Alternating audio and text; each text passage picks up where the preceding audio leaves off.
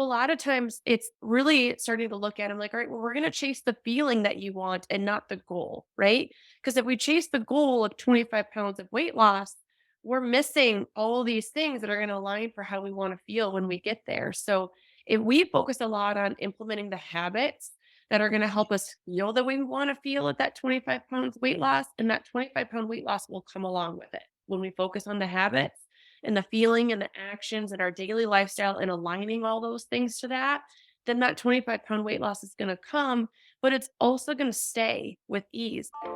Are you burned out, overwhelmed, not managing stress well? Have you lost that fire for a profession that you loved? Are you a physician that trained over a decade for a career you now resent? I'm Dr. V, and I'm a burnout survivor. I call myself the Harriet Tubman of healthcare because I'm free and I'm coming back to get you so you can be free too. Let's move from fed up to fixing it. Although I'm a doctor, this does not make me your doctor. The information on the podcast, including opinions and recommendations, is intended for informational and educational purposes only. Such information is not intended to be a substitute for the advice of an appropriately qualified and licensed physician or other healthcare provider. Good afternoon, and welcome back to another episode of Office Visits with Dr. V. It's me, your host, Benita Bernardo, lovingly known as Dr. V. And you guys, last episode, I talked to you about how we're really going to be focusing on lifestyle changes and how that can be used instead of medications, instead of crash diets, to really optimize our health. And so we are not stopping. Here we go. I've got a wonderful guest. She is a functional nutritionist. She is a personal trainer. She is a coach. She is a mother. She is a wife. And she is in line with Dr. Bernardo. She is in line with Dr. Bernardo. We think similarly as far as the power of lifestyle. So without further ado, I'm going to introduce to you all Brooke Rozzy. NTP Brooke Rozzy. Hi, I'm excited to be here. Awesome. I'm excited to have you here. We're both interested in or specialize, I would say, in women's health. You all, she has a podcast, The Power of a Woman. The Power of a Woman. And she's got lots of good info. She just did an awesome podcast with her husband about stress and the nervous system. And so I don't want to repeat the podcast NTP Brooke, but I would like to kind of touch on that because one of the pillars of health, of lifestyle medicine, is stress management. And we know that stress, we think, okay, being in traffic or having a lot to do at work is stress, but it's really so much more than that. So first, let me let you introduce yourself, and then let's get into what you call energy management, not stress management. All right, go ahead, Ms. Brooke. Yeah. So I have been in the industry, in some way, shape, or form for over 15 years. I started as a personal trainer, and about midway through my career, I went through a couple of pretty traumatic things and felt the impact of my body pretty quickly. My hormones went off. I gained 20 pounds in a really short period of time without any, justification from a nutritional standpoint or workout standpoint for why that was happening. And I really started to look at like, my gosh, for so long I was looking at that this is just diet and exercise. And there's this whole Mhm. other piece that was coming into play in my own body. And despite how well I was eating, I wasn't, I felt like I was fighting my body essentially, and I wasn't getting Wow. what I wanted. And I started to really dive a lot further into how those things were really influencing how my body was feeling, which led me down the path of going back to school to be able to bring in the functional supports for our clients and be able to offer lab testing and things. But through that time and through conversations with my clients and things, I was seeing so much of women just feeling frustrated and stuck and just in this like hamster wheel of like Mhm. always trying to do the next thing, but never really stepping back and assessing like, how am I feeling? And like, am I really feeling the way I want to? Is, not just physically, but like my lifestyle is everything around me feeling the way I want it to. Right. So that's really what kind of brought us to the way that we work with women now is really stepping back, and you can have those goals, right? You can want those things, but really stepping back and assessing like what is it about that that's appealing to you, and what are the things that we need to implement so that when you get there, because I've watched too many women lose, 20 some pounds and still feel the way that they felt before when they got. Really? No, Yes, yes, yes. yeah, it's really more to me, it's about, I don't care about that component as much as I care about how you feel when you achieve that. And if everything feels really good to you, you're operating your best, your energy is good, then that's the most important piece to us when we're diving through with clients. How does a paradigm shift like that affect your clients when you go from, I'm not just losing 25 pounds, but, how do I feel? What do I want my life to look like? Yeah. It's the question behind the question a lot. A lot Mhm. of times people are like, well, I want to lose this. And I'm like, well, why is that important to you? And then it's the things that we tell ourselves, really assessing like, well, I want more confidence, maybe. Maybe I want to feel there's a time in my life when I was 25 pounds lighter. And I remember how I felt then. And I want to go back to that feeling that I had then. Mhm. Sometimes it's not that 25 pounds as much as it's what we think that 25 pounds less is going to bring us. And so a lot of times it's really starting to look at 'em like, all right, well, we're going to chase the feeling that you want and not the goal, right? Because if we chase the goal of 25 pounds of weight loss, we're missing all these things that are going to align for how we want to feel when we get there. So if we focus a lot on implementing the habits that are going to help us feel the way we want to feel at that 25 pounds weight loss, and that 25-pound weight loss will come along with it. When we focus on the habits, and the feeling and the actions and our daily lifestyle and aligning all those things to that, then that 25-pound weight loss is going to come, but it's also going to stay with ease because the Mhm. sustainability. I've never had a client say, I want to lose 25 pounds, but I don't care if I gain it back in 6 months, right? They want to keep it up, right? Well, that's the most important thing. Right, right. Well, here on Office Visits with Dr. V, I don't have a script just for this particular reason. We're supposed to be talking about stress management, but I have a question. If you're really focused on the feeling, how does that change the health plan? Like, say, I'm Dr. V and I want to feel more confident. What does that look like? Does that mean I get in the gym more? Give us an example of how you would approach that. Yeah, we really assess when we're looking at a client. We will do functional lab testing based on the symptoms and things that we're experiencing with the client, but then we will start to assess what are some of the lifestyle habits. Are you sleeping appropriately? We'll get into the energy management piece too and talk about like, are you managing your energy and managing, or the stressors that you have in your life? And what do those look like? And we'll really start to look at too, what does your nutrition intake look like? Are we eating an appropriate amount of protein in the day, fibers, vegetables, colors? Are we getting all these things into Mhm. our nutrition so that we can thrive and feel good from that standpoint? But then also, we really want to look at those little missing pieces. And then, all right, we're going to take it layer by layer, is how we bring it in. So instead of tomorrow, I'm going to expect that, like, all of a sudden you're doing this whole host of things differently. Tomorrow, we're Right. going to focus on one of these things.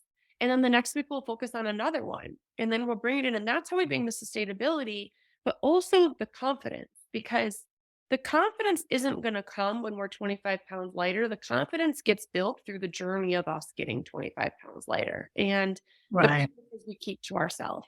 And the things, when we say, I'm going to do this, that we commit to ourselves and we follow through in doing that. And you're much more likely to stay committed to yourself when you're giving yourself achievable focuses versus if you're trying to do everything by tomorrow. You're going to lose confidence in yourself, but not because you weren't capable, but because you tried to change everything overnight and it was a lot to take on at one point. Right, right. Baby steps, baby steps. I'm smiling because, this morning, well, what happy February, everybody. This is February 1st. But I posted this morning because I just committed that I'm going to get up. I do an early group, 5:15 and 6 a.m. with my clients. And then I said between 7 and 8, I'm going to get out and work out. And this morning it was cold, it was rainy, and my post says it was cold, rainy, and early, but I kept my promise to myself. And so you're right, that does build confidence that allows me to say, you know what, I can do hard things. And it was hard, y'all, getting up this morning for sure. So I like what you're saying. And for my listeners, again, we're talking to Brooke Rozzy. She is a functional nutritionist, personal trainer, and a coach. And let's get into the energy management Yeah. as opposed to stress management. Yeah. A lot when I say to people, what's your stress like? People will say, like, well, I don't really have any stress. And then we'll get working together and we realize that there's like this whole host of stressors that they have. And I'm finding a lot with clients that we are so used to our stress, we don't always perceive it as a stress, right? I'm used to the fact that I have a 5-year-old and a 2.5-year-old and the capacity that that takes for me to manage a 5 and a 2.5-year-old, right? I'm used to owning a business and those stressors. So that's nothing new to me. But if somebody were to come into my life and take over my life tomorrow, they would probably not be used to that. And it would be Yes. a lot to them. So I like to ask clients, like, what is your energy like? And really start to assess, like, how do you feel about going about those day to day tasks? How do you feel about sitting down to play with your kids? Does that feel like a daunting task to you? Or does that feel like something you're excited to do? Because when we're talking about stressors, stress isn't always just mental, it's also physical. And especially when we're talking with women, we sometimes run into, and this is not everyone, but a capacity issue, right? We try to give so Mhm, much of ourselves. mhm. We don't recognize our capacity within that. So I Yeah. really try to reel it back in with women and start to assess, like, all right, I want you to look at your week ahead and I want you to look at the things that you have on your plate and to really assess the energy that those things are going to take from you. I Okay. know that right now in this stage of motherhood, being a mom is taking more energy out of me Uh-huh. than maybe in other stages. So I know that I already have, I think of like a cup of water. Every time I've got a little bit of energy that's getting taken, I'm going to pour some water in that cup. And whatever space is left in that cup is the amount of space I have to take more things on in my life. And there might be times in my life where I have more space in that cup, and there might be times where I have less. So I really have to kind Right. of assess what is my capacity. And that means I might look at my week ahead and see I've got 3 events this week. My husband's going to be gone. The kids have something going on. So my capacity or energy to take extra stuff is going to be limited. So then I'm going to look at next week and maybe it's less. So I've got more capacity. So when we're looking at the extra things we're committing to, we can say, like, oh, I can do that next week instead. Right. And that's how I can set boundaries with myself, but how I can also look at from a movement standpoint, a nutrition standpoint, where I'm going to need support. Because I can look at, I've got a lot of stuff going on this week and my capacity is limited.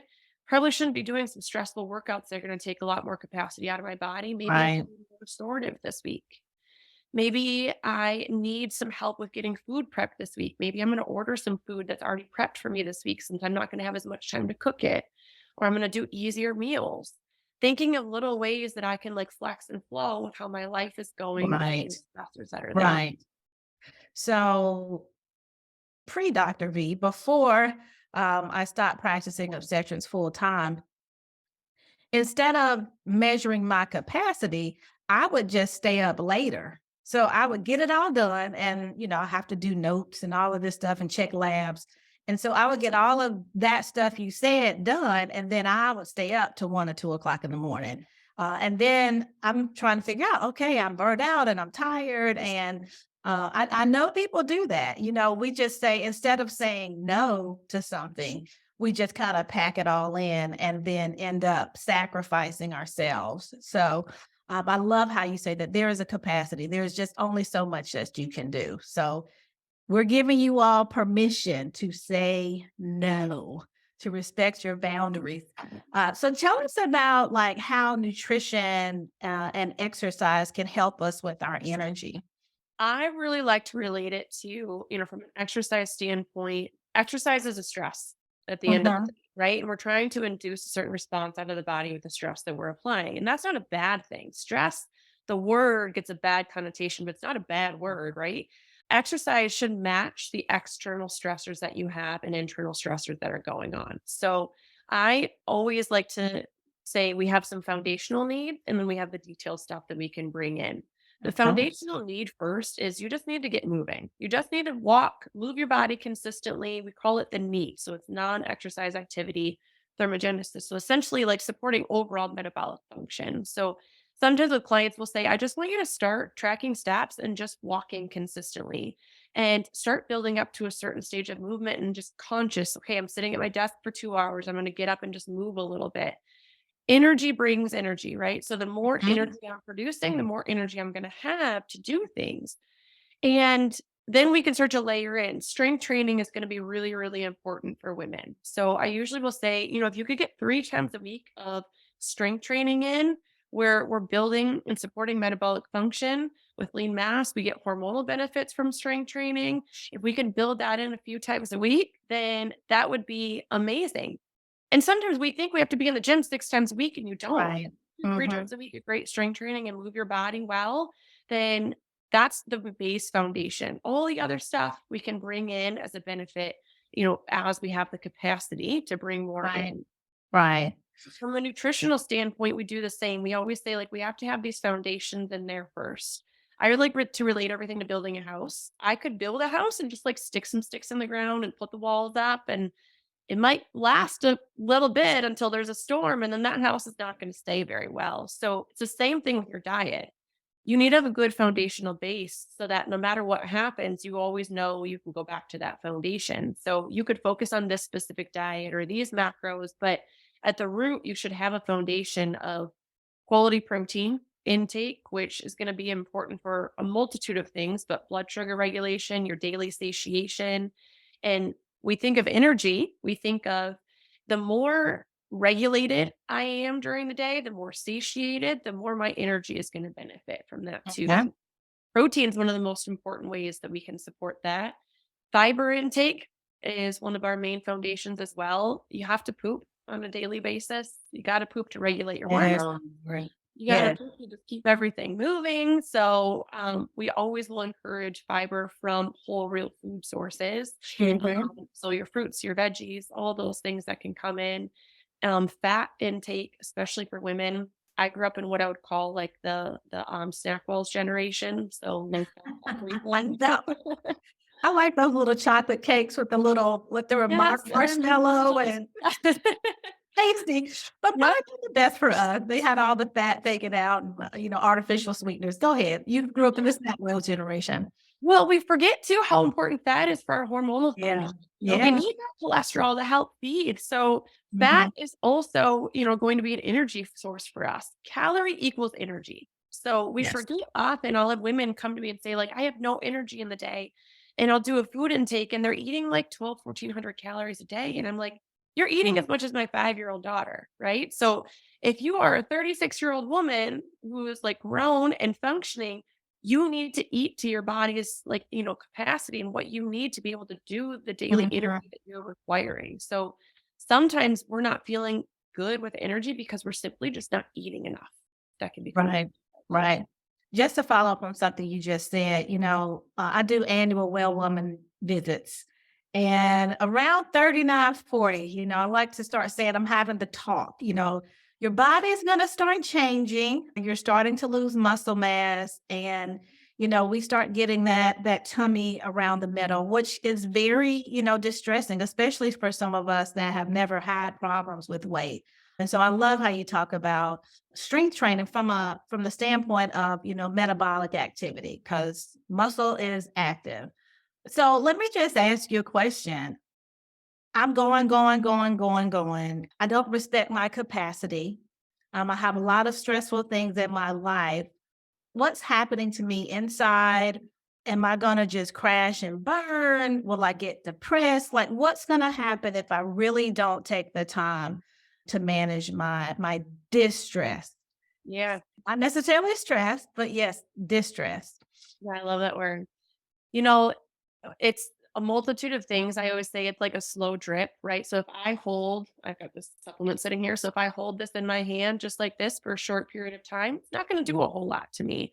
It's not going to feel too heavy. But if I sit here and hold this for hours and hours and hours, this is going to start to feel pretty heavy and it's going to start to weigh me down. Mm, My body is really smart.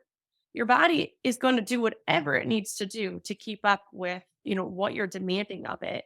But your body is going to have to start to sacrifice somewhere, right? And mm, what can start to happen is it's going to start to take priority in the things that it's going to start to sacrifice. And I like to describe to women as, you have like survival technically, and then you have procreation, right? So sex hormones are, yes, important for procreation, but also they give us energy, they support Right. cognitive function, they support a multitude of things in the body.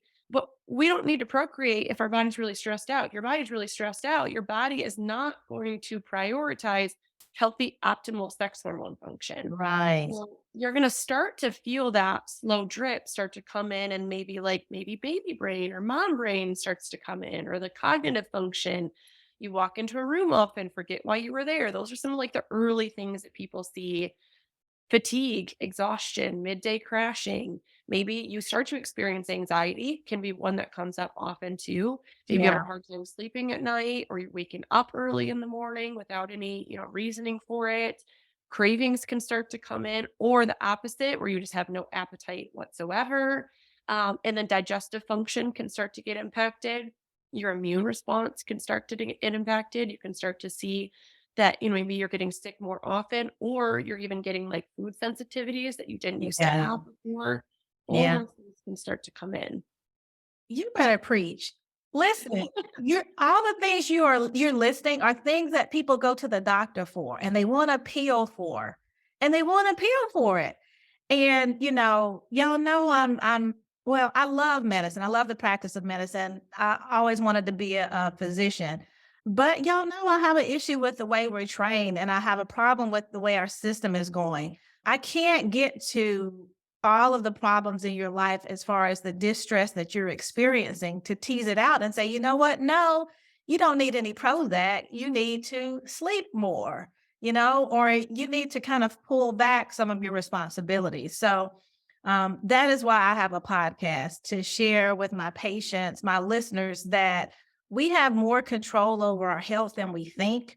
And we know that 80% of diseases can be controlled with our lifestyle. Okay, so just give us a list again real quick. If we don't manage our distress, we could have, I'm gonna start with one, anxiety. Yeah. Give us Mood another. instability, mood instability, your cycle could start to get impacted, your Mhm. PMS, the mood swings that you get around your cycle, digestive dysfunction can start to come in, food sensitivities, immune responses. You can start to get sick more often or start to have more gut issues because of that from your immune Mhm. system. Cognitive function can start to go down. You can get forgetful. I like to describe it as like if you've ever been driving somewhere and you just like forget what you're doing when you're in the middle of it. Oh, That's a God. sign of you overextending yourself. And Wow. Wow. Well, thank you for definitely bringing that up. This is very simple stuff. It is just very simple stuff. And as an OBGYN, I can't tell you, I deal with infertility and I treat infertility. And I tell patients this, and I don't know how to help them do it. I say, you have to relax, don't get all stressed about counting, days one of the ways that we're taught to predict fertility or when you're ovulating is to check your temperature, which I hate because people get obsessive and they don't need all of that stress in their brain. And so, for any of you all who are listening who potentially have issues with infertility, stress does play a role. And so I know it's easier said than done, but trying not to focus. A lot of people get pregnant when they don't want to get pregnant because they're not thinking about getting pregnant. So that's how that works. yeah, One thing that we can do today, I like how you say we're going to take baby steps. And I like how you say we have to have a foundation. Like these are just the things that we have to have as far as nutrition and exercise and capacity. One thing that people can do today when they stop listening to this podcast, yeah. give us one. Yeah. The first thing that I would say is just start to assess how much protein you're taking in a day. A lot of women experience cravings, random snacking, mood, up and down. So start to assess how much protein you're taking in a day. This is the number one thing we see women under consuming when it comes Mhm, to food intake. mhm. I usually, to give a general range, this can vary from person to person, but you should be taking in around 30 to 50 grams of protein per meal if you're eating 3 meals a day. So, no, definitely no less than 100 grams of protein, for a woman. That's a So, lot, NTP, bro. That's a lot. it Okay, sounds go ahead. it sounds like a lot, but sometimes we're thinking of like, oh, in top of what I'm already taking in. But sometimes you're not going to have the cravings and things for some of the stuff that you're taking in. Mhm. Mhm. Shouldn't be if you're eating an appropriate amount of protein. So the first thing I say is like almost start to eat in priority. Protein first. Build your meals around your protein and then add all the other stuff in that you want to have with it too. Okay. So in lifestyle medicine, we are plant-based leaning, so we recommend a plant predominant diet. How do you feel about plant protein versus animal protein? Well, both can be very beneficial. So, you can get a lot of, sources from an animal protein that you need to take in, but that doesn't mean that a plant protein is not going to serve you just as well. The only thing I caution to avoid when it comes to plant proteins is the processed plant proteins, like Mm. the created ones is what I would say. But you can do plant proteins really, really well. Plant-based protein powders, just make sure you're checking to make sure that there's not a lot of heavy metals and things added in. There's a third-party testing done to it.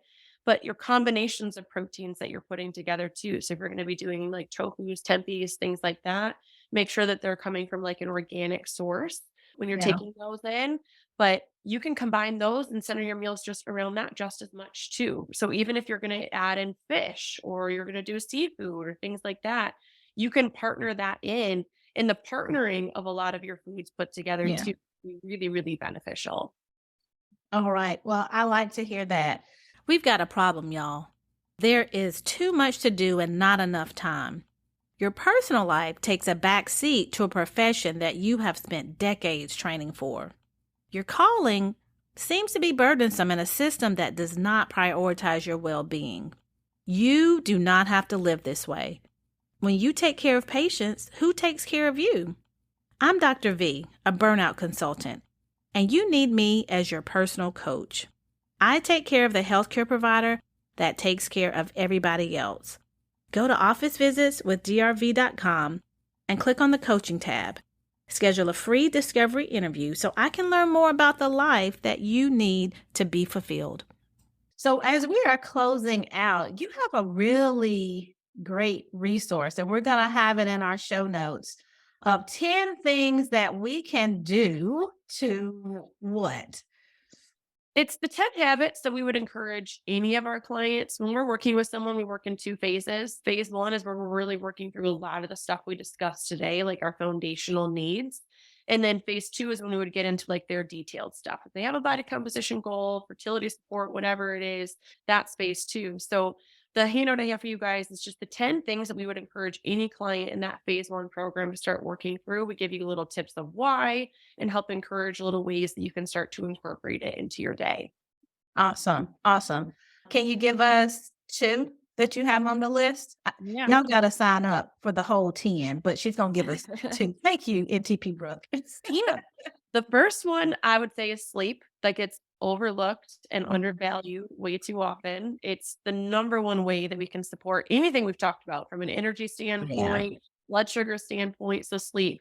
I will always say, like, try to set a regular, consistent time. And we start to create a little bedtime routine. So, like, if I want to be asleep by 10 p.m., then we kind of call it a 20 20 20 method. So, from 9 o'clock to 9:20, I'm going to finish up whatever I need to finish up in the house, whether it's send the last email, finish the dishes, whatever.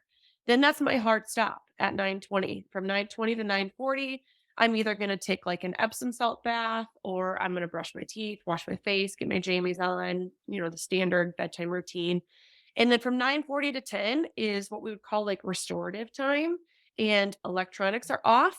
I'm either journaling, I'm reading, I'm doing some breath work, some meditation, something that's going to help cue my parasympathetic and get me Mhm. into more of a regulated state so that I can support more quality sleep in that time frame. Oh, wow. That's awesome.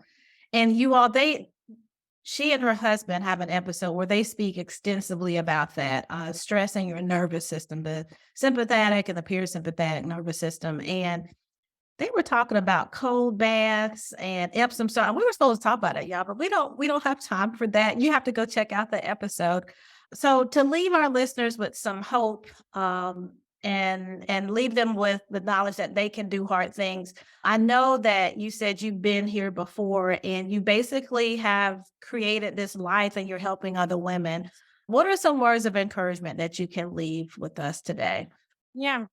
The biggest thing I think that helped me, because I've been in the rough spots and I've been in the messy middle multiple times in my life, is just, you know that there is a way through and to really ask questions why, to start to get curious.